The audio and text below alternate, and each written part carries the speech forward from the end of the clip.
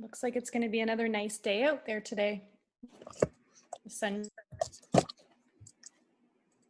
I can look at it out my basement window and see what it would be like to be out there. Is it sunshiny there? Oh yeah.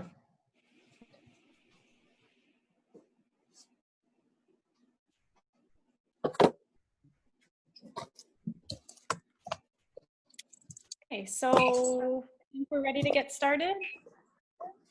Everyone ready? Okay, so welcome everyone who is here on this sunshiny Monday. Thanks for joining us for LK Launch. We have a very special guest today. But first, before we get started, we're just going to go ahead and go through our land acknowledgement. So today, Nicole and I are joining you from Fort Lambton and Corona, in which are on the traditional territory of the Chippewa, Odawa, Potawatomi, and Delaware nations. As we think about this beautiful area that we are so grateful for the St. Clair River and all of its beauty and the many resources that we are blessed with. So we use these bodies of water for recreation, for industry, sustenance, and they are also home to many plants and animals that help to keep our environment clean. We must acknowledge that through treaties, the mutual sharing of this land was agreed upon, and within those treaties, there is an obligation and responsibility to care for this land that extends to all peoples. We're just encouraging you to please take a moment to reflect and to consider the traditional territories from today and why you are grateful for that land.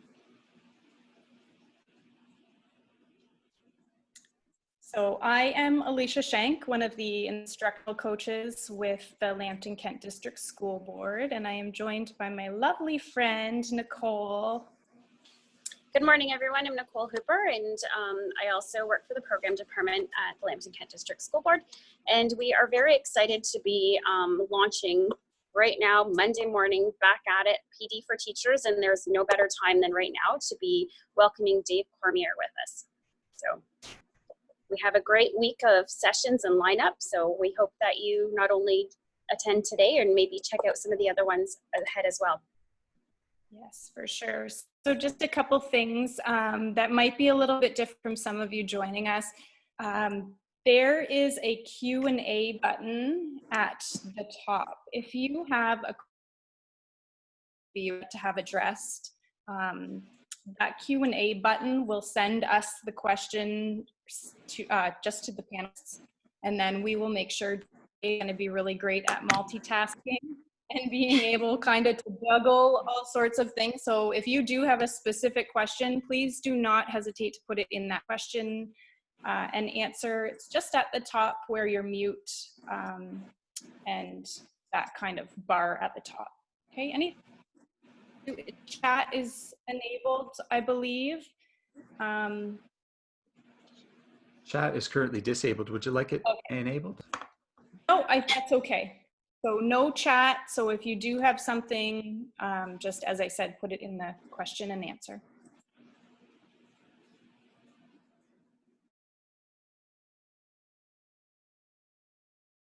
Of welcoming Dave Cormier with us this morning. Dave is a change leader in education and in research and the learning community, and he advocates the learning community advocate, and he has spent time in the last 20 years dedicated to making education better.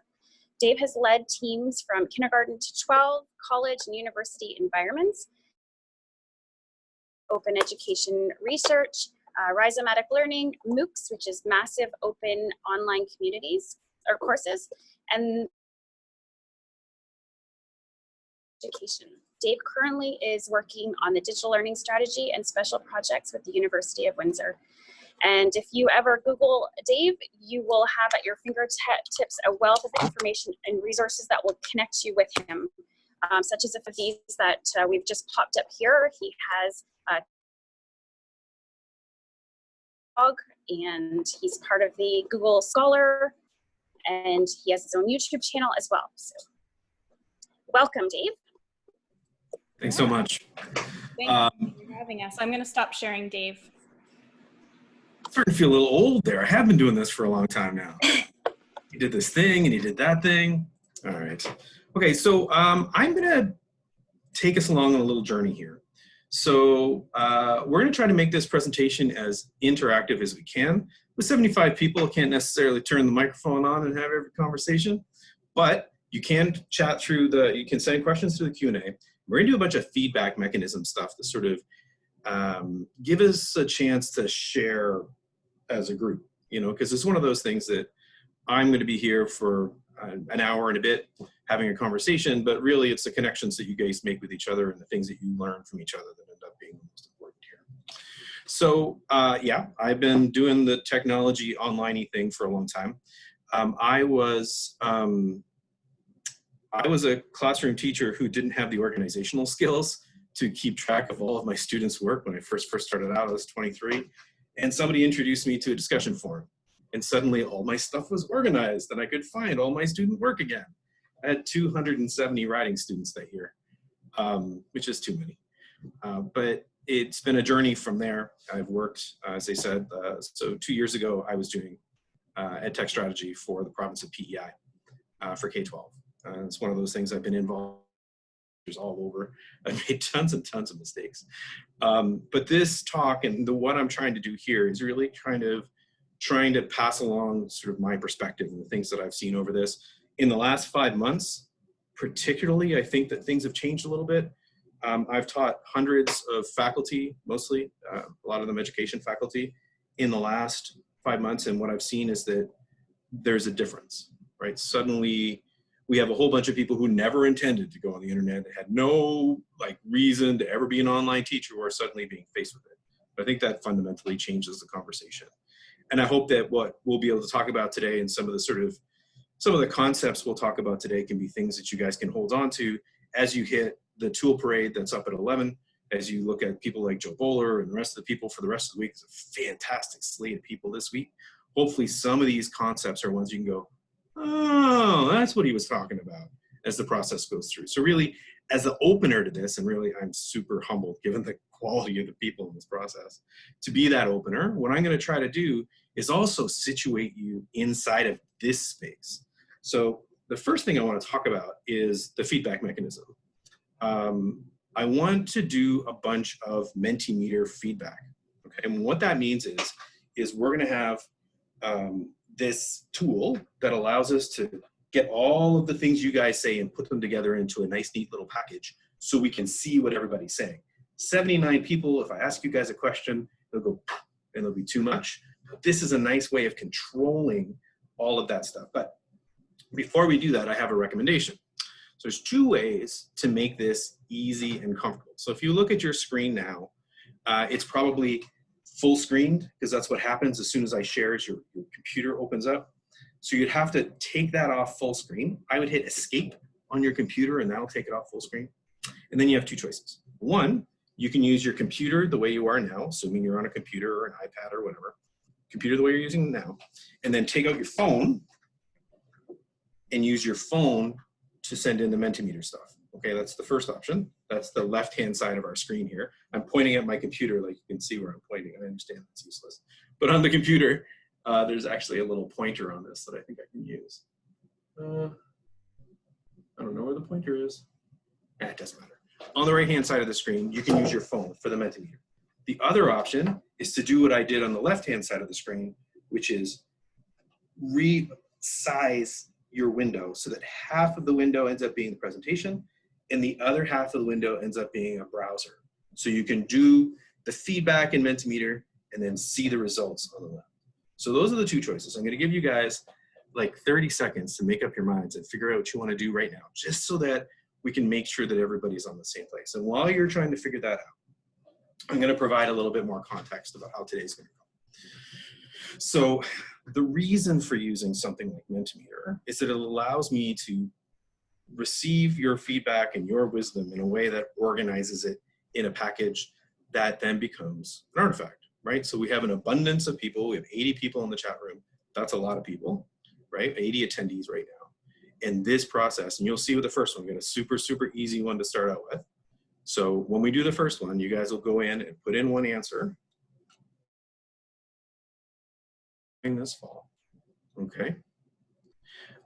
Some of it's paid and some of it's free. So you can use some of its tools for free. And there are other tools that work equivalently like this one. And that's certainly something I think you'll probably get into in the tool parade at 11. These kinds of feedback tools, there's lots of them out there. So go to menti.com. Okay, so type in, whether you're on your phone or in your browser window, your second browser window, type in menti.com. And then the code is 193828. Okay, so let's see how this works. I'm going to switch over to Menti. Oh, ta-da! What are you teaching this fall? So core French, enrichment, the arts, French immersion, math, online, curriculum, teaching curriculum, grade 3, grade 5. All right. Oh, this is great, guys. Keep it up.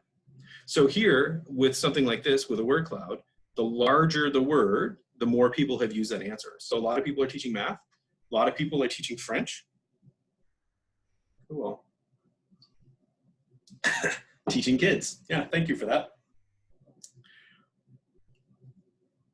What else we got? I'm looking off to the right because I have 2 monitors up right now, and I've got you guys over here, so please don't think I'm staring out the window. I'm just watching this come up. Got some phys ed. That one's going to be tough to teach online. It's interesting. I actually have been working with a faculty member at the university who teaches physical movement, and she's moved online. And it's actually kind of possible. There's some really interesting things you can do. And the nice thing about it is whenever somebody is doing phys ed or movement or whatever those things are, they're doing them in their home environment in a way that they can keep doing after you're off the connection, right? So you're building skills, not, oh, I go to school and I do phys ed, but I can actually do phys ed in my own house and then maybe build some habits that stick a little longer. Some advantages and disadvantages there. Okay. Well, we got 72 responses, 73 responses. Wow, that's pretty good, guys. I'd love to see us get to 80, 75 responses. Teaching kindergarten, bless you. I started out teaching 4-year-olds. So that was my first teaching gig. Never been around kids before in my life. It's terrifying. Nothing scarier than a room full of 6-year-olds, I swear. Give me anything. Anything is easier. I mean, I love them dearly. I still think about those first kids. But yeah. Whew. All right, guys, that's 82 of 84. Well, that's 84 now, so that's everybody. That's fantastic. I'm so glad this is going to work. This is going to be our feedback. We got 86, so we got more people in here than we do. Oh, you're allowed to fill in more than once. That's what's happening. So that's great. We're going to use this as our feedback tool through the whole course of this so we can sort of keep working with you guys. So this will keep, and we can share this later and give people a sense of who was in this conversation this morning. Okay, so back to it. So the first thing I want to say, and this is something I think is really hard for some people to accept, but I think it's absolutely critical as a start. This online thing, and this is the thing I'm going to present to you all day long today, is not really a technology issue. Are there technology things you've got to come to terms with? Are there things you need to practice? Like with this Zoom thing here, where I'm switching back and forth. I practiced yesterday, I practiced this morning, and then I practiced with the folks again. Gotta practice this stuff. But the technology stuff is just like a thing you need to practice. It's not the thing we're trying to do. When we work online or at distance or remotely, we're not doing technology. We're teaching, and the environment's just a little bit different. So that's kind of the way we're going to set up this conversation today. We're going to explore those concepts for online learning. We're going to talk about teaching and learning online, and then we'll talk about pedagogies of care and how the internet, how it changes the way you need to think about the way you care about students. And I really feel a lot more comfortable. I know there's a lot of K6 people here. I feel like the pedagogy of care argument just lands better with K6 teachers. I think it's something that is deep built into the whole process of teaching at this level. Sadly, it's one we lose a little bit too quickly, I think, once we get out of there. But anyway, we're going to talk about how being online means so you've got to do different kinds of things to express the same kind of care. I'm not going to be talking mostly about how to use the technology. That's not so much what we're doing here. I'll mention it as we go along. It's not a step-by-step teaching online. You've got some really good people doing some specific thing the rest of the week. I'm trying to provide sort of a structure. It's not a tool parade. And the person who said, is Mentimeter still to be paid? I understand that some of these tools are paid tools, and I understand that that can be a challenge. The tool parade comes next at 11 o'clock, and I really encourage you to go there and get those really detailed questions out. So what I'm hoping for you today is participate in the feedback stuff, pardon the technical language. You guys did that already, which is fantastic. In the Q&A, you can ask as many questions as you want at any time. It's no problem to me whatsoever. I've got the Q&A window right here on my screen, so as soon as you ask a question, I'll see it. Like I answered the Mentimeter question earlier, so you guys can do that the whole time, and I will just roll with your questions as they go. So please feel comfortable doing that. I know some people feel like people are being impolite, or they feel themselves impolite whenever they ask a question. When you have my permission, and actually, please do. More than my permission, but I would love it if you did. And then I don't know where the chat room's at, and we'll turn it on, I think, at some point. I got a time to turn it on later, and we'll try it out and see how it goes with this group. I assume it will be fun. Okay, so the whole point of this talk today is that the internet changes what it means to learn. It changes our goals. It doesn't mean the things that we've done before are no longer important. It means that we got to kind of reshuffle where we put stuff in the process. So in a face-to-face classroom, when, let's say, I'll knock everybody out here, let's say 70 years ago, the ability to remember something and walk out of that classroom is critical, because there's a lot of places you are just never going to have access to that information again. In 2020, that's just not the case. I have my memory, it's right here. Does that mean everything I do should be memorized in here? Of course not, because I still am super happy that I know my times tables.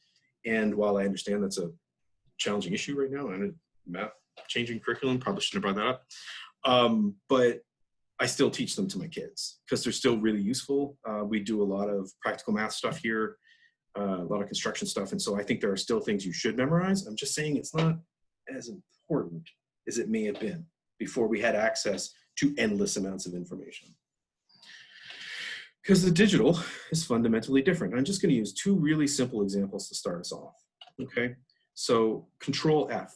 So I don't know how many of you, actually, well, why don't we try it? Rod, can you turn on the chat room? I'm going to ask you guys to just pop into the chat room and tell me how many of you know what Control F does, or Command F if you're on a Mac, does on your keyboard. Just give me a yes or a no in the chat room if you can pull that off. No clue. Thank you. Aha, it's amazing. Every time I ask this question, it's 50%. 50% of the people know it and 50% of the people don't. Thank you, Carla. I appreciate you popping that in there. Okay, so Control F is the way that you can, it is fine. Thank you, Terry. Oh, hi, Terry. Some of the people here I actually recognize from lots of other locations. It's find, right? It's a very, very simple command on any website or any digital document, unless it's a picture of a document, but any normal document. If you hit Control and F, you can just search it. You can just look through it. There's no problem.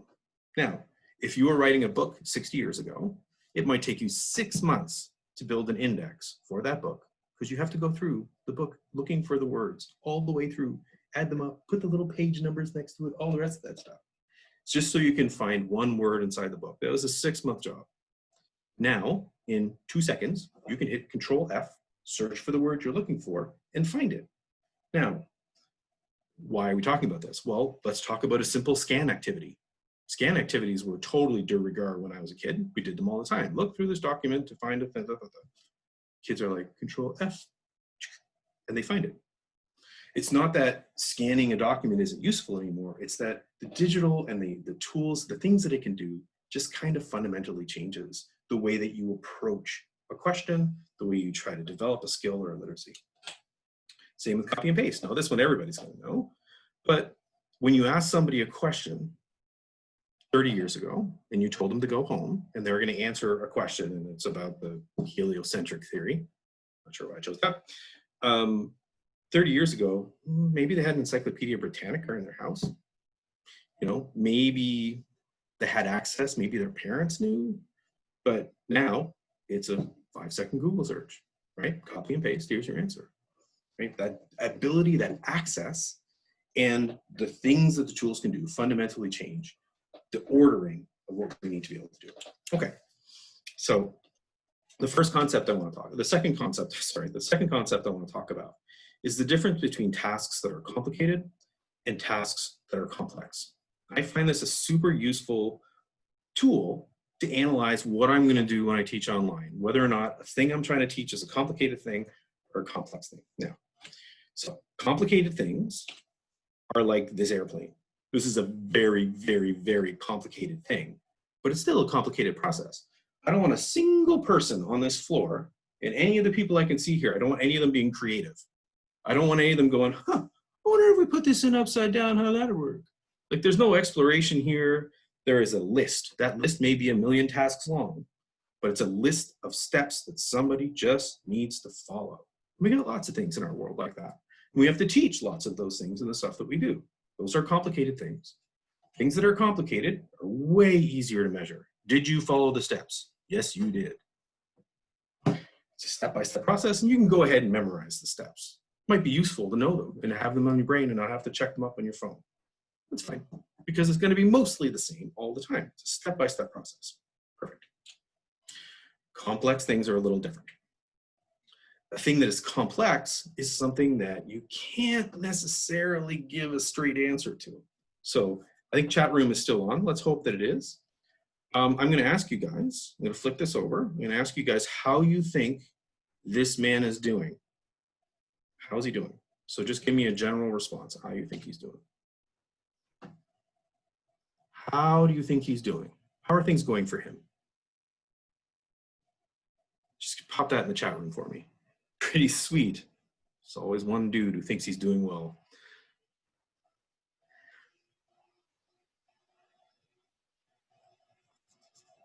So he's trying too hard. Is he making progress? So if you look at that look on her face, I've had a lot of people say, oh, she looks really nervous. I've had other people say she looks happy. I've had people say, oh my God, he's shoved the loot in her face. Maybe that's not a great thing to be doing. Maybe he's a terrible singer. Maybe it's the mustache. Maybe it's the shoes. Maybe there are a lot of things going on here that makes her look not so sure. But the process of explaining to him how to make her more comfortable is not a step-by-step one. I can't give him the 12 steps to becoming a better lute player. It doesn't work like that. Playing the lute is a complex process. Like making music is a complex process. Trying to be attractive to that woman is a complex process, and one that I personally believe he's failing at. But again, you can have a totally different opinion because this is a complex situation, right? There are no answers. Maybe okay. She wants him to go away. You see how different the answers are here because it's a complex situation. When we're dealing with complex things that we're trying to teach people, right? Respect, politeness are some of them, but even, climate. All of these complex issues in our culture, right? You can't just tell somebody, hey, he has bad breath. That is possible. They're not directly measurable, right? Like creativity is a good example. Trying to measure creativity, right? How creative? We were 76% creative. I was 84% a good parent this morning. These measurements don't make sense in the way that we think about learning inside of our culture. Thanks, Carl. Does anybody have it doesn't have a clear solution or a clear definition. You can only work on part of the problem, right? So you might be able to help his lute playing, but that won't necessarily fix his bad breath, right? You can only work on a piece of the problem at a time. Like I said, a lot of the things in our culture are like that. Trying to get somebody to understand science, number sense, oh my God, right? Just that sense of how numbers work.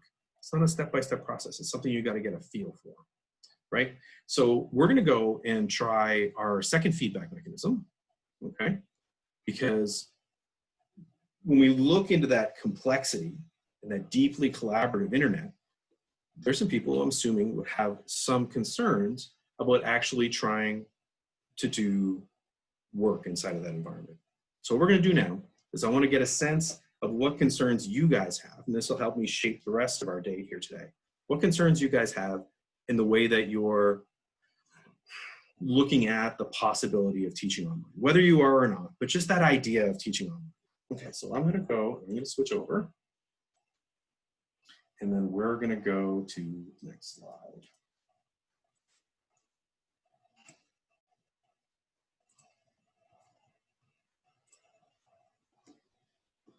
Okay, so it's menti.com. The code is 193828. And I want you to give me a sense of what concerns you have going online and whether they're complicated concerns or whether they're complicated. Keeping engagement. There's a complex one. Huge. Absolutely. Thank you for giving us the first response there. Maintaining engagement, connection, engaging, differentiation. Oh my God. Differentiation's a big one. Okay. Keeping engaged. Wow. Students showing up daily. Student privacy and safety. Yeah, that's a good one. Teaching a second language. Having adequate technology. I wonder if that's in your house or in the students' houses, because the students' houses is a tough one. So I've just paused the scroll on this because I want to make sure that I get a chance to see all the different ones. Not knowing my kids yet. That's a really hard one, right? You know, last year, going online, you were teaching the whole time, and then suddenly you're taking those same kids. And then, you know who was the Dave in your class, so you always had to keep an eye on. Like you already know who those people are inside your classroom. That's a real tough one too. Different learning needs, connection. So much of this is about engagement. Interesting. Mixed messages about the use of video to connect. Yeah, so the video thing, and we'll talk a little bit about it later on. Maybe I'll talk about it a little bit now. I was in a 4-hour PhD course this summer. So I finally decided to go back and get my PhD. I'm going to pause that. Finally decided to go back and get my PhD. And I can tell you that spending 4 hours in a live Zoom call is a painful process. But it's particularly painful when you try to rush it, right? So part of the issue in the research that I've seen in terms of people's discomfort with Zoom calls, a lot of it comes to what we're going to talk about later about the pedagogies of care. So online, we lose a lot of the cues that tell people that we like them, that we're paying attention to them. All those things are more difficult to do. And we expect the video to sort of fill in for that in some way, right? So, but as you can see, I'm looking over here right now at the stuff that you've written. I'm paying very close attention to what you've done. But if you take a cue from my face, it looks like I'm not paying attention, right? So what we need to do is develop other ways of having this kind of shared engagement, having that shared feeling, building that trust, showing that care. And that actually reduces the stress level of being inside of these live environments. I understand some people are going to be forced to teach synchronously. Like I understand that that's a situation people are going to be in.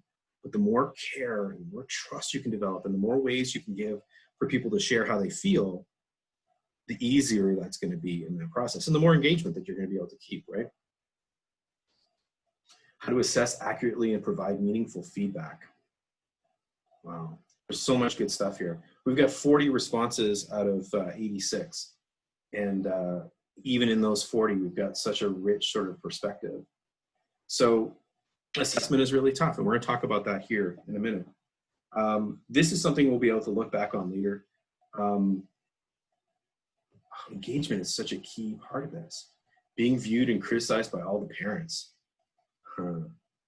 Yeah. Wow, that's a good one. Can you see who posts these? Would be helpful as a teacher so I can address students' responses by name. Not in this particular tool. There are ways of doing that. I think that can be really effective. So what I would do if I was looking to find out who had specifically spoken, I'm happy with these being anonymous because I'm not looking to find out what a particular person is doing, but rather trying to gauge the room. I use stuff like Google Slides for that all the time because Google Slides, I can tell who's writing, and I almost use Google Slides for that here, but this is a little tidier. In a classroom, I would definitely use Google Slides. So then you can assign, I don't want to get too deep into this because I think you're doing this at 11 o'clock, but you can assign group spaces, and then when they go in to write in those spaces, you can see them writing. It's really, really helpful. Yeah, I find Google Slides a super, super powerful tool. Okay, thank you so much for that. That gives me a much better sense of where people are at. So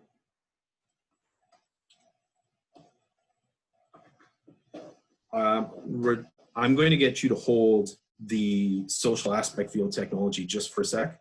We'll get to that in the second half. I just want to make sure, I want to get this last concept in place before we actually start talking about that. So to me, the most important thing to understand about the internet is that it fundamentally changes our relationship to information. So before the internet, we had information scarcity, right? So having information was something that was extraordinarily valuable, particularly if you could remember it. And people were striving to do things that allowed them to get more information. So you see the formation of universities because all the books are in one place and people travel for hundreds of miles to come get those books, right? So we are the purveyors of information before the internet. And now we live in a world of information abundance, right? Everybody can get access to any information, right? That relationship has changed. And it's taken us a long time to understand the implications of that. So Seymour Papert is maybe one of the foundational people talking about technology and education, and particularly in terms of the way that it can be taught to kids. So in the 70s, Seymour Papert was talking about the knowledge machine. What he was imagining was this machine that anybody could go in and ask a question and they would get an answer. And the example he used all the time was the idea of a little girl who wanted to know whether or not a giraffe slept lying down, right? Does a giraffe sleep lying down? So if this knowledge machine were built, she could go into the knowledge machine, ask the question, and then the knowledge machine would say, yes, yes, indeed, the giraffe sleeps lying down, right? But that is using the technology in a scarcity way, right? All they need is access to the information, and somebody is going to go in and write in all the possible answers to all the possible questions so that when a little girl goes and asks a question, she'll get an answer. We all know the internet doesn't work that way. If you search for information on the internet, you'll get a random number of answers. Some of those answers may be right. Some of those answers may be inappropriate for a young girl. Some of those answers may be a lot of things. But what we have with the internet is not the solution to scarcity, but what we have is abundance, right? So in 2010, the guy from Google is saying that we create as much information in 2 days now as we did from the dawn of man, quote unquote, through 2003, right? Fundamentally changes our access to information, what it means to learn, how we get access to information, all that stuff. And when I say information abundance, I'm not talking about the technology. I'm not saying, oh, we have the internet. I'm saying that now, as somebody who ever wants to learn anything, I have an abundance of ways, too many ways, too much stuff maybe, but I have a different approach. And this is true no matter what job you're doing, no matter what future any of our children are ever going to be into. They have an abundance of choices.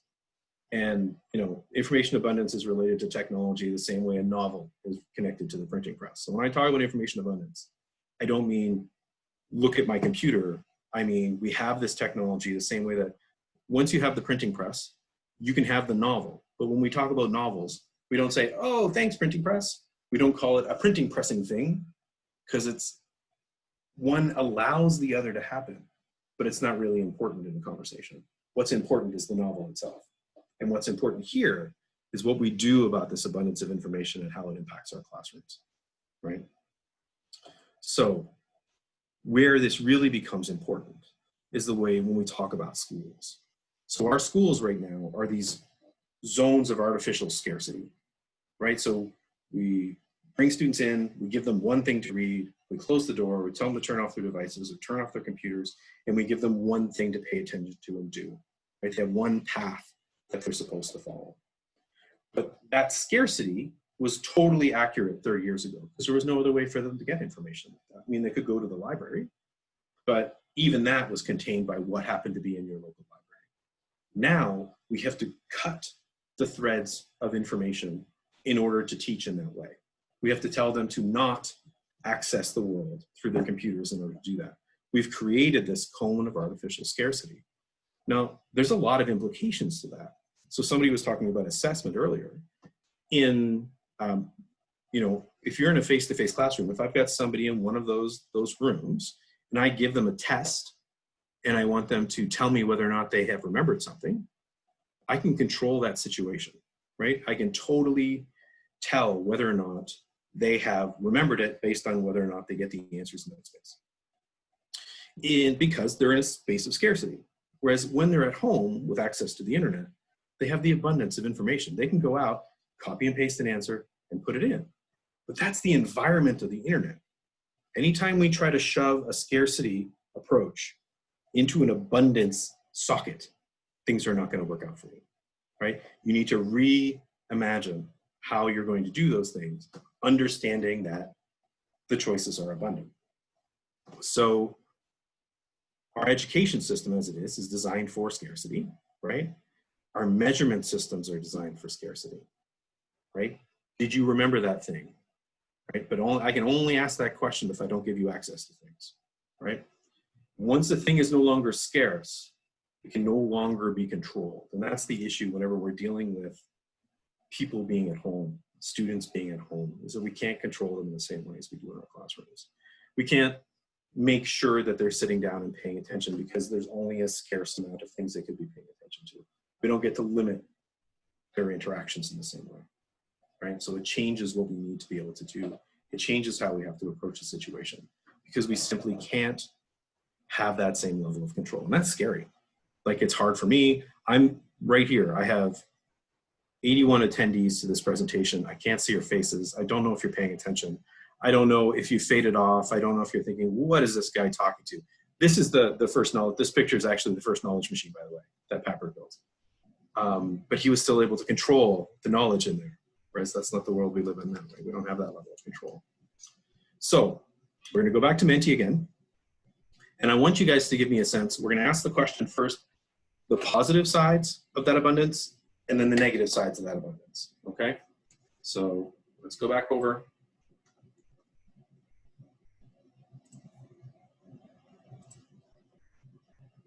So the first question then that I asked you guys to answer, that abundance that I'm talking about from a teaching perspective, how can that abundance be a positive in your teaching?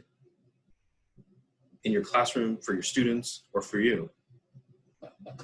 And while I'm waiting for you guys to pop in to the Menti, which again, menti.com, 1938-28,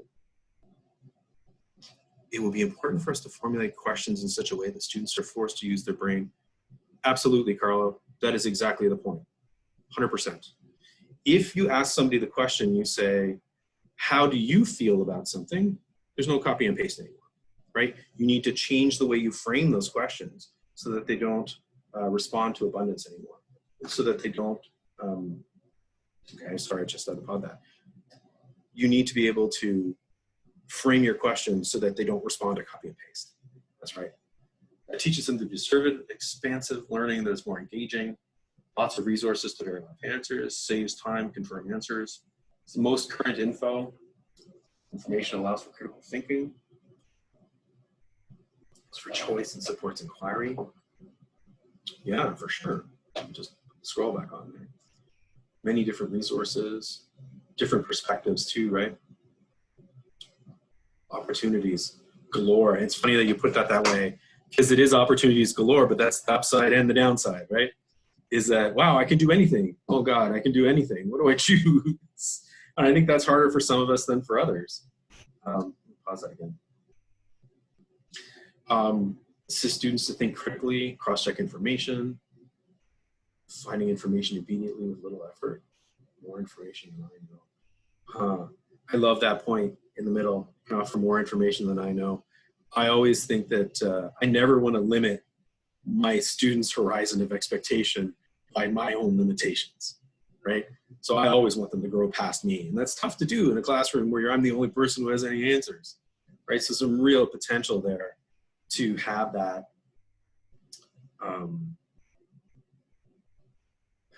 possibility, right? That can be a really exciting thing. All right. So that was all positive stuff. So we've got 29 or 30 people who are doing participation inside the room. That's totally fine. Like, that makes sense to me. If you're somebody who feels like participating in this way, that's great. If you're somebody who'd rather sit and watch and think about it, that's also cool. Students are motivated. All right, so that's the positive side of this. Let's flip over to the next one. How can abundance be a bad thing? What are the negatives of this abundance? What are the ways in which this makes you worried, where it sort of challenges what we can do with students, where it puts students at risk maybe? What are the negative sides of this? Information overload, yeah, tell me about it. Yeah, with younger students, it can be really tough, right? Wrong information, not focused enough for struggling students. It's interesting, the not focused enough for struggling students. There's some research that came out of the 80s around, for any of us who were around that long, how whole language was difficult for students who struggled, and it worked really well for students who were advanced in some kind of way, right? Often separated by SES. Conspiracy theories is a big one. That's one of those things that you got to be watching for all the time, right? Is that somebody finds a child finds a discussion forum that they start circulating into, and they start getting radicalized. It's a real thing. It happens all the time. Confirmation bias, yes, totally. And these are the reasons why, like, all of these things are true. All of them. All the ones that I read are true. But we need to prepare our kids to deal with this, right? Because when they're not in our class, if our schools don't train students to interact with knowledge in a productive way, I'm not sure what they're doing. And this is the way they're interacting with information. And we need to help them learn how to make meaning in a better way. Like, I really think this whole thing can be a really great opportunity for us to adjust some of the teaching that we do to deal with a little bit more of this uncertainty, to help students develop the tools to deal with distraction, right? So many distractions, absolutely. But if you don't learn how to deal with it, it's not going to go away. So if you remove the device from the classroom and you say, oh, I want you to focus, you don't focus when you have your device. You may get more focus in that cone of artificial scarcity, but you've not helped them develop the tools they need to be able to focus when they do have it. And I think that's the opportunity we've got on the horizon here. Anxiety, frustration, anybody can publish. Stereotypes get forced. Yeah, I think we're all on the same page here. Regulation of reliable content could become a full-time job in and of itself. Yeah, you'd almost have to engage the students into the process of it. Okay, thank you so much for your feedback, folks. We're gonna move back. So, what does this all mean?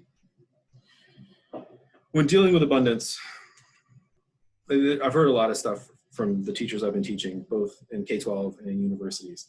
Can't find anything, my stuff is too specialized. When they're going out to the internet to try to find stuff for their classes, it's more work to go find stuff than it is to do myself. I don't really do the internet. The stuff I found is garbage. I don't have time to do it.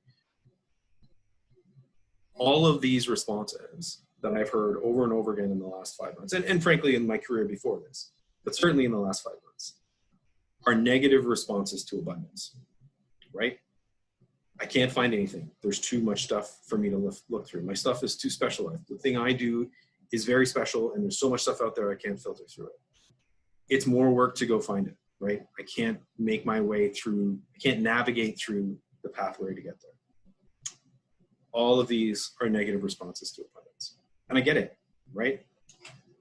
Abundance can be really scary, right? There's too much choice. There's lots of incorrect material. You never know where to start. And that's a real thing. It's a real thing for you. It's a real thing for your students. I'm sure there are some of you who are totally comfortable with that abundance and have no problem with it. But that's the skill we need to pass on to our students. That's the ability that they're going to need moving forward, right? So, simple example, my son wants to buy a squirrel-proof cage. And I say, okay, we'll go on the internet and find it. Go on the internet and find it. 20 minutes, he comes back, he goes, you can't buy a squirrel-proof cage on the internet. I'm pretty sure you can. So let's talk about how you're actually doing this, right? Like that first step in the process, and the thing that I see most people do when they start is they write in exactly what they want. And they hit Google, hit search, they look at the first page results, the first 5 results maybe, 3 of which are ads, and they go, I'm done, I'm out of here, right? the next step in the process that I did with my son Oscar is I'm like, okay, try to imagine what somebody else would call this. That's going to give you a better chance of finding it. And to me, as an activity, that's a wonderful activity to go through with a kid anyway, because what you're trying to do is not only understand the field that you're dealing, in this case, bird cages, but understand more about that process, but also getting your mind into how somebody else thinks, right? Working your way through how somebody else is going to see the world, right? It's such an important skill for kids to be able to develop. And I think from a searching perspective, it can be a great one.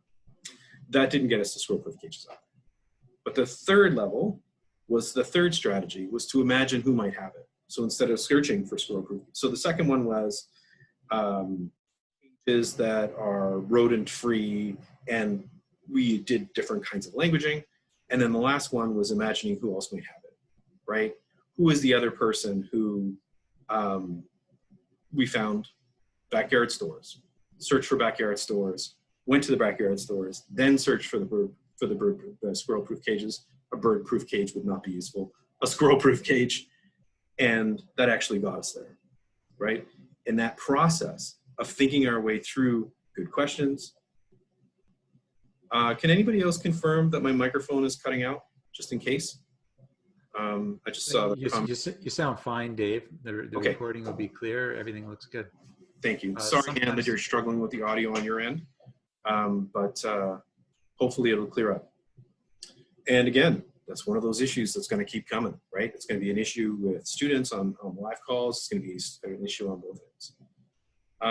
I'm just aware of the time. I think the activity I had next was kind of a group searching activity, but I think we're going to skip through it because I want to make sure that I finish here with a chance to sort of have some questions and stuff. So we're going to skip this next activity. I will make this point though. Whenever you're dealing with this abundance, and the next activity was supposed to do this, but I think we've had so much nice collaboration already that it already makes the point. You can't confront the abundance on your own, right? That's the mistake that people make, is that they will go out to the internet, try to find a resource for 2x2 multiplication.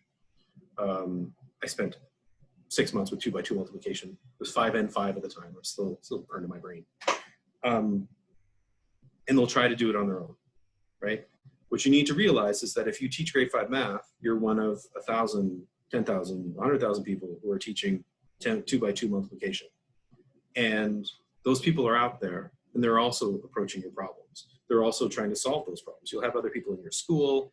You'll have people you met at PD. You have all these other groups who are available out there, and it's not like you're competing with each other, right?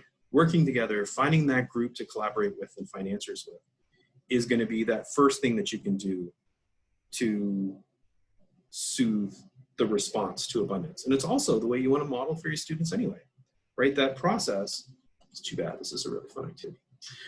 That process of asking a question, you know, of going out and finding the resources and sharing them back with the rest of your colleagues is one that forms tighter bonds. It allows you to do 10 times the work. I use Twitter as my platform for doing that. You can use an email list. You can use Facebook. Like, it doesn't matter what it is. Technology, again, is not important. But that ability to collaborate and connect and find other people to work with and solve problems is the only way you're going to be able to deal with all this information abundance and get out the things that you need. It's too much work for any one person, right? You need to work together as a pack, as a clan, as a tribe. Okay. So when it comes down to actually making it all the way to the classroom. So we've started with what the internet is. We've talked a little bit about you and yourself using the internet as a preparation tool. And now we come all the way forward to actually hitting the classroom. So I'm sorry that took 40 minutes to get there, but this is the process we're on. Some things are better done asynchronously than synchronously, okay? So even if you need to have that contact time, I was reading the regulations again. There are lots of things that you can do that don't involve you constantly talking for 6 hours a day, which I think you're gonna find exhausting. And I think you're gonna find hard to manage. So some of that involves you creating something, creating a resource, finding a resource that you can use to support different kinds of learning. So it's also a nice way to do differentiation, actually. So if you have some students who are struggling with a particular concept and you just talked about it in class, there's no archive, there's no other resource for them there to review.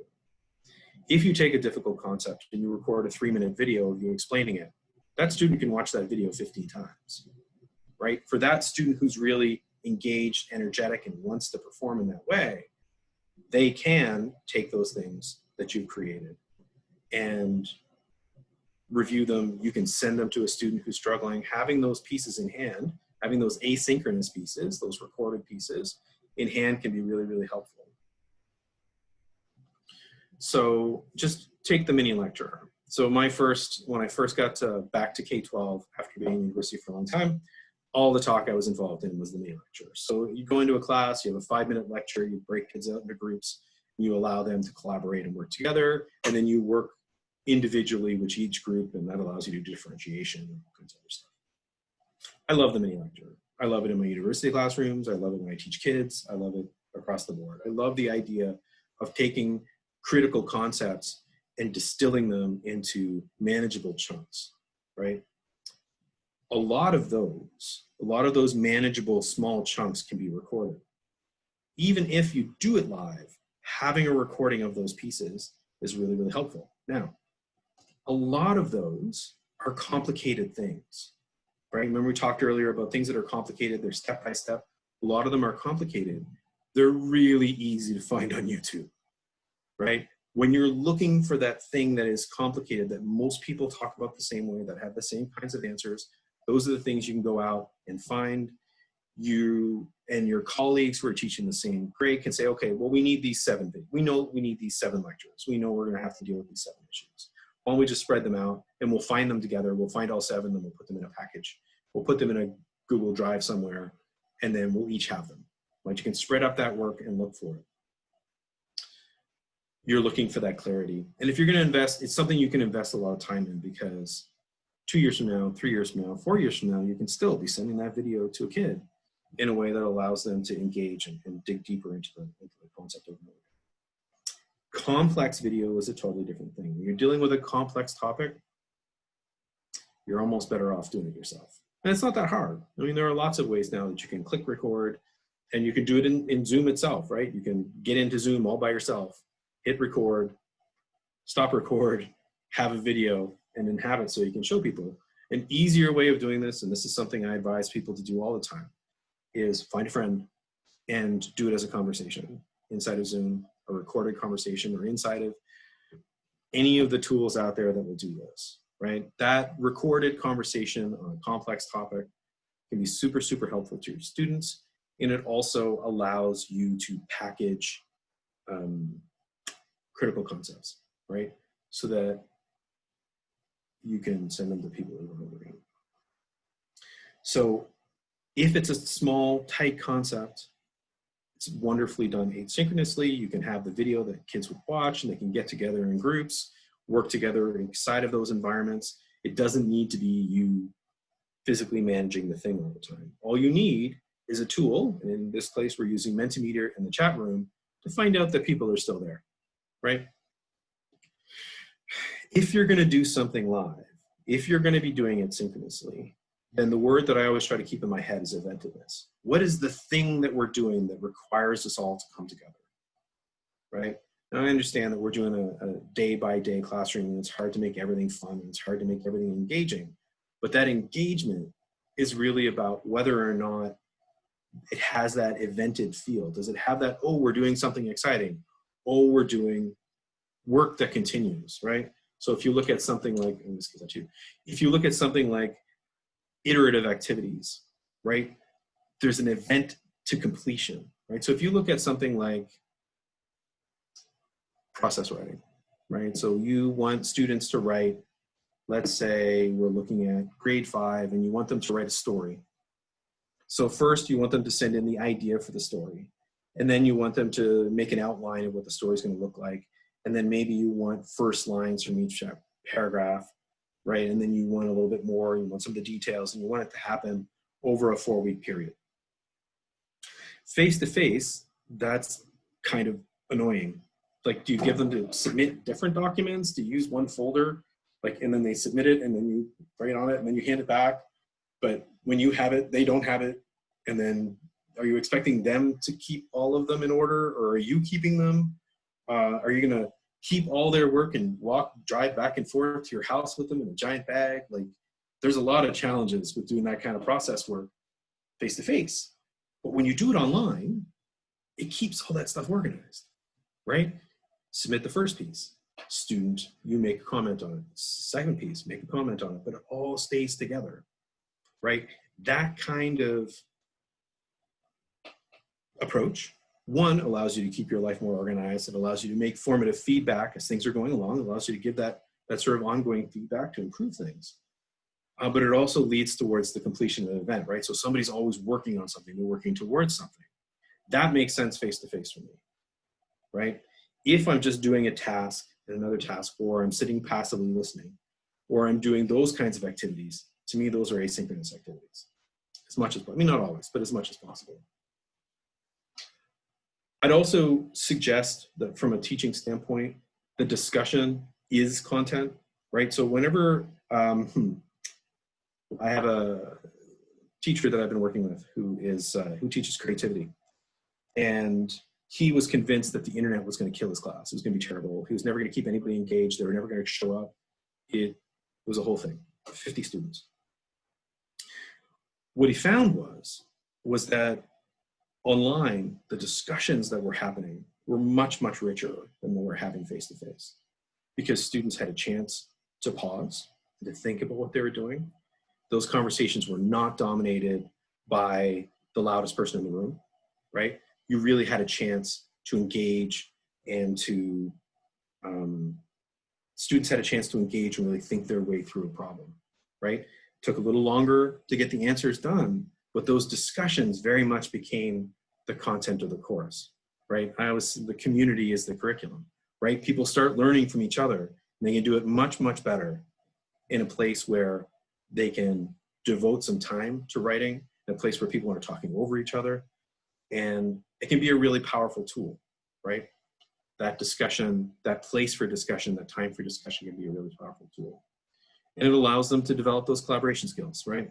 So if they have to work together and they're constantly in those spaces, that collaboration is going to be a big piece of your engagement, right? That I'm going here to be able to work with my friends. I'm going here to work with other students. I'm going here to collaborate with my teacher. Those are going to be a big piece of the engagement puzzle. Okay, so we're going to do this. I'm going to find out how you guys are doing, because we're just about to start the care piece of this, and I need to make sure that you guys are okay. So that's the activity we skipped. And we skipped that one. Okay, so in 1 to 3 words, how are you feeling right now? That's just a straight up check-in. So again, menti.com, 19, 38, 28, just trying to check in to see where you guys are at. Because we're just about to turn the corner. And this kind of check-in to see how people are feeling is a really important part of the caring puzzle. I like awesome, awesome. Anxious, good. That's okay. Reflective, it's encouraging. More inspired. That makes me happy. So, frustrated by uncertainty. Yeah, that's a tough one, because the uncertainty is a permanent part of this puzzle, right? Once you take scarcity, the abundance takes the control away from you anyway. But once you can no longer apply that scarcity, there's a lot of it you just can't control, right? There's a lot of it that you're going to have to react to in the moment. You're not necessarily going to know what's going to happen, and you're going to have to be uncertain. No, I think the uncertain response is totally reasonable, guys. Like, I think that shows that I'm sorry about the frustration. I'd love to hear more about what that frustration is about. Bit unsure, that's fair. Want more examples. Unalone, wow, let's frame that one. Okay. I heartily encourage you to have some way to do this kind of feedback when you're teaching online. This gives me a sense of where people are at inside of this conversation. I've only got 34 of 80, so I don't know if the other 43 are cooking breakfast, and again, I totally get that you have to cook breakfast. You may have kids in your house who just woke up who need to be fed or sent off to something or whatever. That's a totally normal response. But this gives me a better sense of where people are at. I really do appreciate you guys. Hopeful and anxious. There's your feedback in a nutshell right there. So far, I think the hopeful is just slightly bigger than the anxious. Maybe that's as good as we can hope for in this situation. All right. So thank you for that, folks. We're going to go ahead and do the last part of this, which is about care. So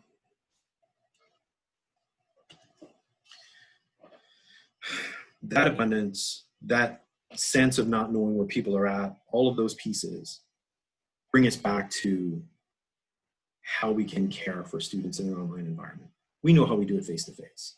There are all kinds of looks and smiles and check-ins and all these things we do that express our care, the way we design a class so that students will not feel dumb. A simple example, I never want my students to feel like they don't know what they're doing. And to me, designing an activity so that they never feel that way is part of how I care about them. I don't want them to feel bad about themselves. And that's an expression of care, I think, anyway. So there's sort of 4 things here that I want to say about care and about pedagogy. So the first is that you need to show care in your design, right? So part of that is about keeping what you're trying to get done as simple as possible. Your goals simple, right? Don't try to get too much out of students, particularly too much like work out of the students, particularly not right away, right? Whenever they come to work online this fall, they're going to be confronted with a new approach. As you said, somebody said earlier, you're not going to know each other necessarily. You're going to have to take more time to get to know students, to have activities that are not totally fundamentally driven on getting content out the door, right? So keep your goals as simple as possible. Also try to keep the technology as simple as possible. It's great to have lots of fancy tools, but I'm using 2 today. And I thought about a 3rd and I thought about a 4th and I'm like, it's too much, right? You can't confront people with too many things. Don't try to get too fancy in terms of the technology you're gonna load out. So simple in that case is much better. Have a couple of tools that you use really well. There's some really flexible tools out there that you can do. Equitable. There's a colleague of mine in Brazil. Her name is Carla Arena. I heartily encourage you to look at her work. Carla is developing online curriculum, well, remote curriculum for the Brazilian government. And one of the things that she uses is a radio show. And it's this sort of, I record myself in a video and a radio show, but as part of the assignment, there's also how I can do this if I don't have a camera. There's also how I can do this and report back on it. So one of the options in the activity is to do the radio show in your house and then write up write the script and then have a response to how it was received by the audience. So trying to create pieces inside of the work that you're doing that allow people at different levels of accessibility to be able to engage with the stuff. I mean, there's going to be Carla Arena, A-R-E-N-A. Yeah, she's amazing. Some really interesting stuff down there. Actually, if you put Dave Cormier and Carla Arena into Google, you'll see the interview I did with her about 2 months ago. And she explains that whole project that she's doing. And then engaging. And that was a big model from earlier, right? Where we were talking about how important it is and how worried people are about it being engaging. I will tell you, in 20 years of working online, I have not seen a significant difference between the relationships that are formed or the engagement that people have online or face-to-face. It is different. I will grant you that. But if you build an approach, if you develop an approach that allows people to get to know each other, allows them to work together, allows them to connect with each other, you can have real, meaningful relationships with people. I have 18 students who are working for me this summer, all working online, never worked online before, and weren't even supposed to be working for somebody like me. I did a review with them a couple days ago, and they were shocked that it seems that whenever people get a chance to work on projects together, get a chance to collaborate with each other, they make the same connections online that they do face-to-face. In some cases, they make deeper connections because online, people do a little bit more, there's a little less sort of jockeying for space. There's a little less competitiveness. It's a little less of that physical reality, and it allows people to sometimes share emotionally more than they would. So I think there's some real potential there, but it's about developing that time for people to interact. It can't just be you talking. I'm not suggesting any of you would teach this way, but it can't just be you talking. It has to be, you have to create space. You have to create that space for people to work together. Maha Bali, who is an amazing educator in Egypt, talks about shared space or third place, which is a place where students can go in and just talk to each other. Now, this is a really important piece of the puzzle. I know that a lot of you are K6. I'm not exactly sure how that would work out, but it would depend on the rules in your district and a whole bunch of other things. But having a place where students will connect with each other, like my now 7th grader, but my 6th grader is connecting to all kinds of people through all kinds of various ways through her phone. Now she's working on projects with people and theater projects, which is what she does, but they can connect. If you create a space for students to come in and talk to each other, then you've created a space that all students can participate in. Not just the cliques and the 4 kids who know each other, or not the kind of exclusionary space that already exists online, but a safer, more focused space that you can keep some kind of an eye on, but allows everybody to be part of that shared space, right? So if you're working in some kind of online space, as much as you can, try to find a place where students can talk to each other, and a place that they can share with each other as well. And the last piece in this section is about the complexity and the uncertainty. Things are going to get messy, right? The temptation that some people fall into is to try to make their design as rigid as possible so they can get rid of all the uncertainty and all the messiness. I don't think you're going to enjoy the results of that. My advice to you there is just embrace that messiness. Do what you can to follow along with it. Do what you can to help give people the tools, but understand that sometimes things are going to go astray, and that's okay, right? It's part of the process. The second way you can show care, and this can be our last feedback activity. I do want to do this one. The last thing, this to show care in your habits, right? So those things you do all the time. So when you walk into a classroom, you smile at the kids, you say, "Hi, Jimmy." You check to see whether or not Jane looks okay today, because sometimes she gets set off. You have all those things that you do, and you know what they, first week of class, first day of class, you got a sense of who all the kids are and where they fit, right? So we need to find ways to do those things in an online space. So we're going to do our last Menti right here, guys. I'm going to ask you guys to participate for me one more time. And I want you to talk about what are some of the things you can do in the first 5 minutes that you would do in the first 5 minutes of class, right? Where you smile at people, or you give somebody you give one kid a high five. There's always a kid who wants a high five. Those things that express you as a person, that express care. I got big news to share, a big thing going on, right? What are those things? And you need to sort of sit and think about what your thing, because it's different for everybody. But you got to think about what you do in those first 5 minutes of a face-to-face classroom, right? 3 minutes before the bell, 2 minutes after the bell, whatever it is for you. Check-ins, ask about their lives, ask personal questions. How was your game last night? Smile. Yeah. How do you smile in this kind of environment? How do you get that done? Time for students to talk with each other. And that's, again, that shared space that we're talking about, having a space for them to be able to do that. Work with each student. Yeah, literally the next slide that I have in the deck is each student rather than all students. Mental math. How are they? That smile. Greet them all by name.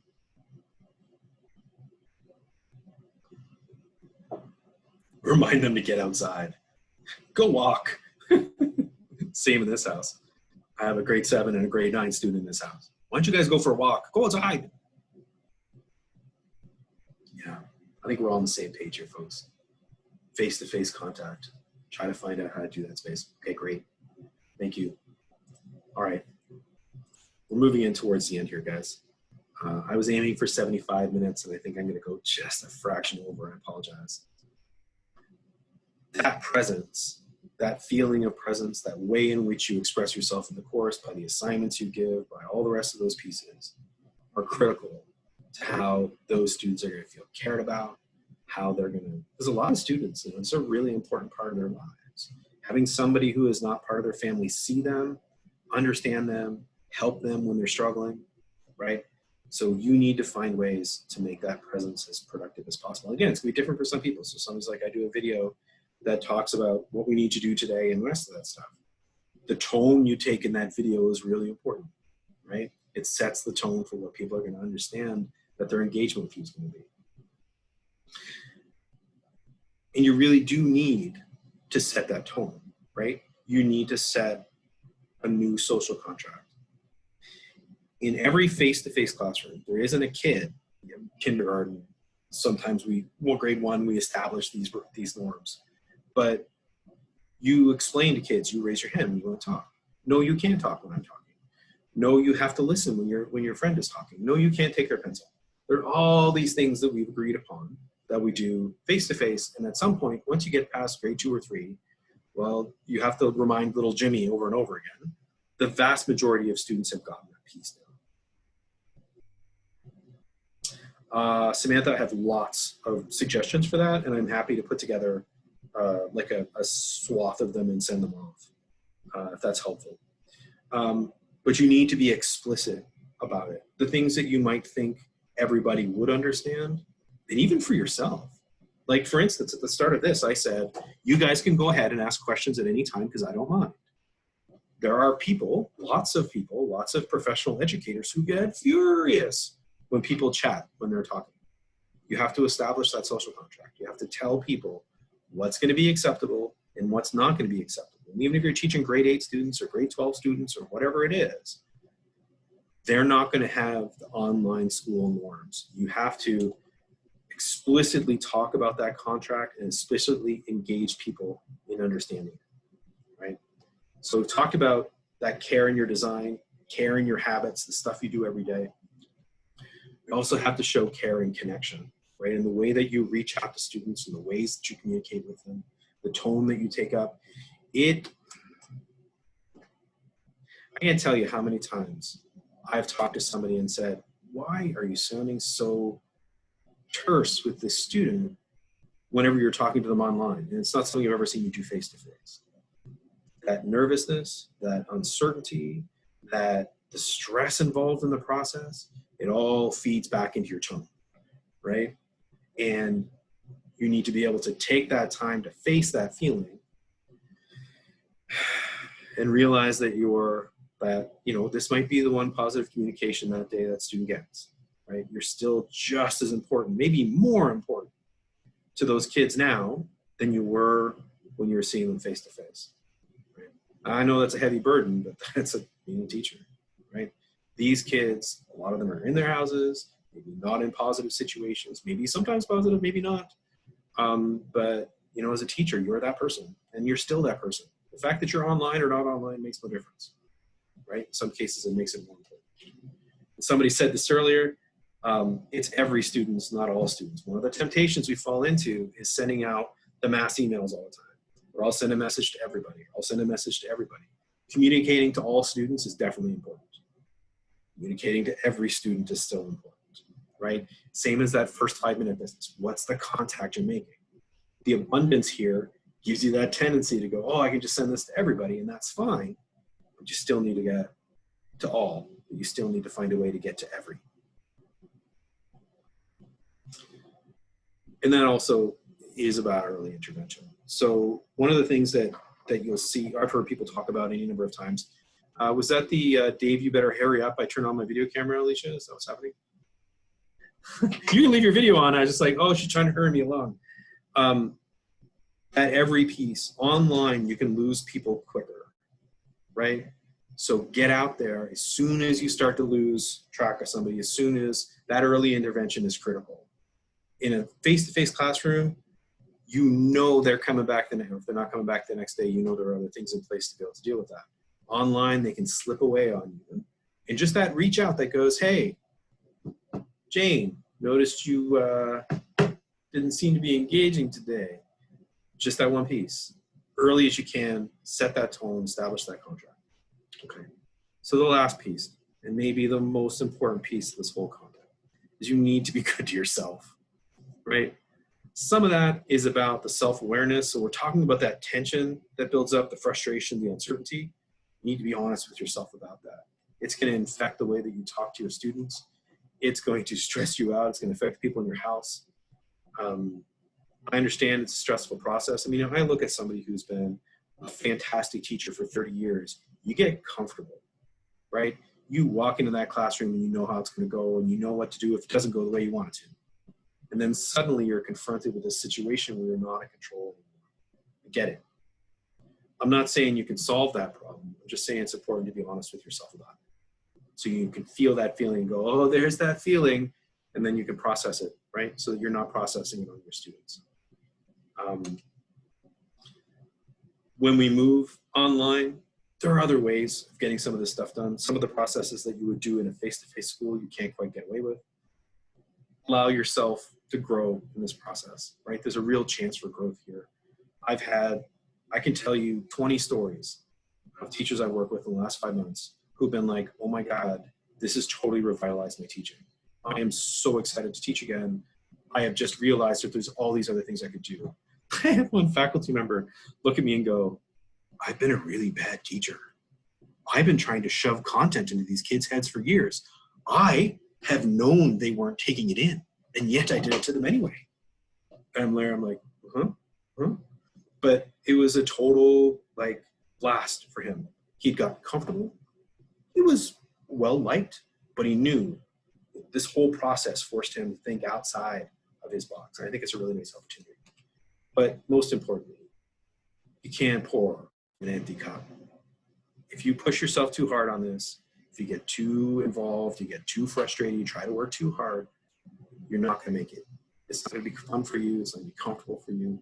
And you're not going to be able to help your kids. So take care of yourselves. Take care of each other. I wish you the best of luck this fall.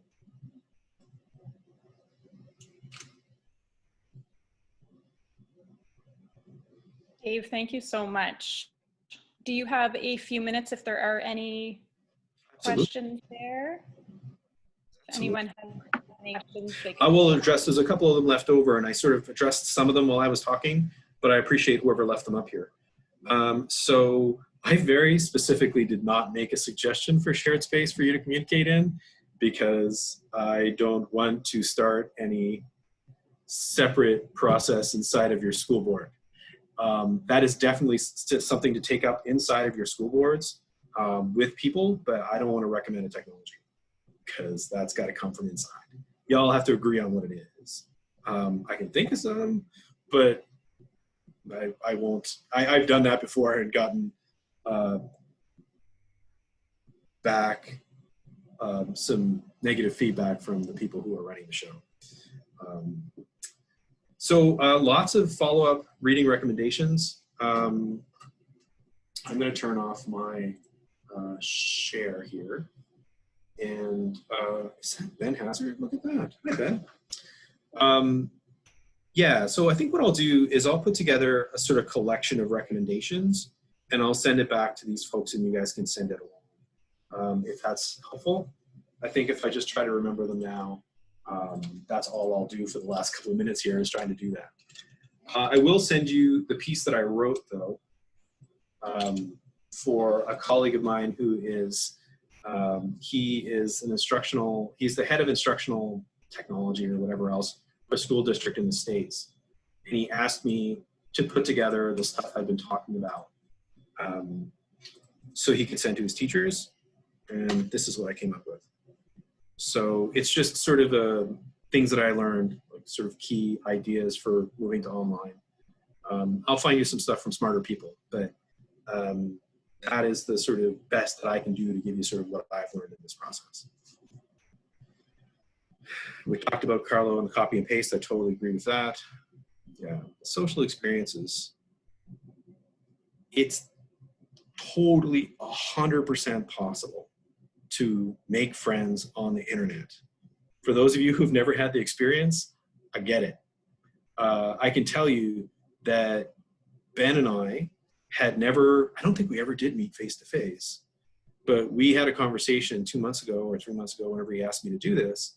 And we know enough about each other and have worked around each other enough that we immediately fell into a super, super comfortable conversation. At least it was comfortable for me. But those things are totally possible, right? Now, the one caution I have for you is that your students don't know how to do it. You're going to have to lead that process, because what you need in order to make friends on the internet is the same thing you need to make friends face to face. It's exactly the same, right? And a lot of kids have not had the experience of making friends with people they don't know, right? So if you look at the way that most of our environments are set up, you go to hockey with the kids who are the same age, you're forced in the room with each other, and eventually you get to know each other. And in a lot of Ontario, a lot of the places where we live, it's the same kids from 3 years old to 18 years old. So you never meet somebody you don't know, right? When you look at internet activity amongst kids online, they almost universally are either in dangerous places they shouldn't be or talking to people they already know. Learning to meet people you don't know and become friends with them is very much something you are going to have to structure. And if you structure it, then your engagement will just follow. But you need to take the time, the same as you would face to face, take the time to help them get to know each other.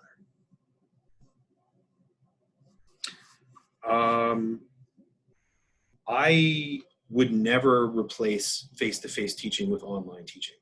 I love teaching in a classroom. I also love teaching online. What you can do online, where I have been in conversations with people all over the world in just rich conversations I would never have access to, it doesn't feel the same as being online. There's nothing like being able to look around a room of 25 people and tell how everybody's feeling just because you can. Like, I can't replace that. So there are positives and negatives to each. I think an ideal scenario is a bit of both. That may not be where we are this fall, but I hope that any of you, actually, I'll go so far as to bluster and guarantee that those of you who do a little bit of online learning now will probably always do online learning later. Once you see the power of some of those tools and what they can do,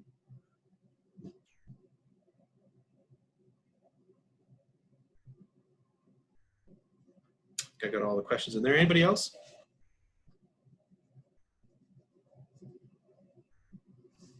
Any other feelings or thoughts you'd like to share? Fruit you'd like to throw? No?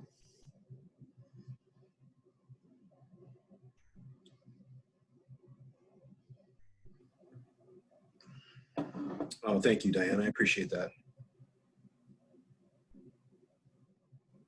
Dave, I can completely agree with that. Since learning a variety of online tools and doing part of the summer learning program with our board this year, it has been a game changer, and these are tools that I will always use from now on out. So I think that, you know, that's been a positive outcome of everything, that it has kind of revolutionized things a lot and brought something that will be very beneficial to our students. I mean, that's my experience. I mean, I found that there are things, obviously the internet is useful. I mean, obviously it is. Obviously looking for a recipe is easier now than it was 25 years ago. There are lots of things we do all the time with the internet we don't even recognize that we do, right? Do you remember the last time you tried to find somebody in a parking lot without a phone? Like, I mean, come on.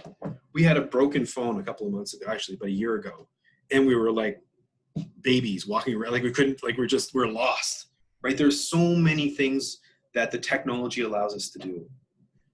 There are other things that I don't like what it does, right? I'm not suggesting that it's panacea, but regardless of whether you like the internet or not, you ain't got no choice about it, right? It's here anyway. It'd be better to get in there, show kids how to use it well, show them how to be respectful, how to be polite, how to be caring in those spaces, rather than turning it off and not having that part of our schools. So. And Dave, I think that's one thing I did want to thank you for, especially one thing that really stood out to me. And when you said it, I kind of went, oh, that's true, is when you talked about the abundance of information and how will students learn if we don't prepare them to interact with that information and make meaning of it in better ways. And, you know, now, but in any time moving forward, this is the world we live in. Technology is around, the information is in abundance. So that was a really good point. And it really made me kind of think a little bit forward with that. So thank you for that. One thing that you also said that I think we all are thankful for to hear is that things are going to get messy. And isn't that the truth? So embrace those things and do what you can to just follow along with it. It's all part of the process. Yeah. Take your students and be kind to yourself. Yes, please do. Mm-hmm. And forgive yourself for the mistakes you're going to make, because you're going to make. It's inevitable. So how am I feeling about the upcoming? Oh, sorry. There's just one more question, and I feel like Carl asked that earlier. I am hopeful about the academic part of it. I mean, obviously, I have 2 kids going into school, so I'm worried about the rest of it. I'm worried about how teachers are going to manage the stress levels this year. I think that this has a real potential of being, like Alicia was saying, a game changer in terms of how we look at information and knowledge and how we teach. I'm really excited about that. I have the same worries everybody else does about the rest of it. That's why I want you to take care of yourselves. All right. Great. Take care, folks. Thank you so much, Dave. We appreciate it again. Good luck with all the rest of the people you've got. And yeah, we'll see you down the road. We have all sorts of sessions coming along. We have the schedule up here. Follow at 11 o'clock. We will be talking about some online tools, some Google Meet, some Google Classroom. There's some Seesaw, talking about Emoji, and we have clickable choice boards. Jamboard session as well. We have the Jamboard session too, where you can learn how to use Jamboard as part of your Google Meet or even in your class, your actual classroom as well. Absolutely. So stick around. This is just beginning. Thanks.